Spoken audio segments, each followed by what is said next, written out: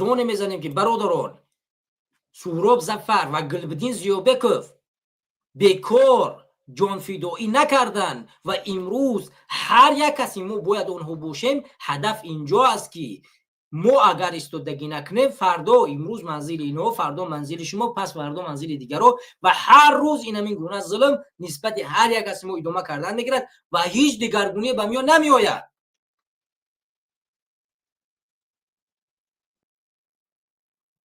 با امید نسل آینده نشید. نسل آینده را امروزه نسل تربیت دارد. امروزه نسل ما میزده اراخر نمیفهمم، همه گه میخره میگرده. به امید اون نشود که فردا میاد کسی دیگه نسل من را نجات میتید، نسل فرزند آینده من را نجات میتید.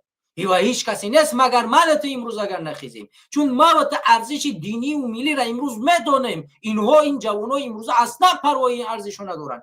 برای آنها یک تلفن، یک تیک تاک، یک اینستاگرام و برمدن رقص سرود و رقصیدن است. آنها دیگه ارزش رو نمیدونن. آنها در پیش تلویزیون فقط تیک تاک، اینستاگرام چیزای خارجی دیدگیان. آنها هیچ ارزش دینی را نخوندن. در تاجیکستان دین ممنوع است درسش، قرآن معنی است، عقیده معنی است، مسجد رفتن معنی است. اون چی مختص نسله که ما انتظار اون نسل داشته باشیم که اون نسل میآید من اترا نجات میدهد؟ انتظار نباید داشته باشیم. یگان نسل نمیآید ما اترا نجات بدهد، یگان نسل دیگر نمیآید سهراب ظفر و گلبدین ضیابکوف شود. هیچ وقت این چیز امکان ندارد و امکان پذیر نیست.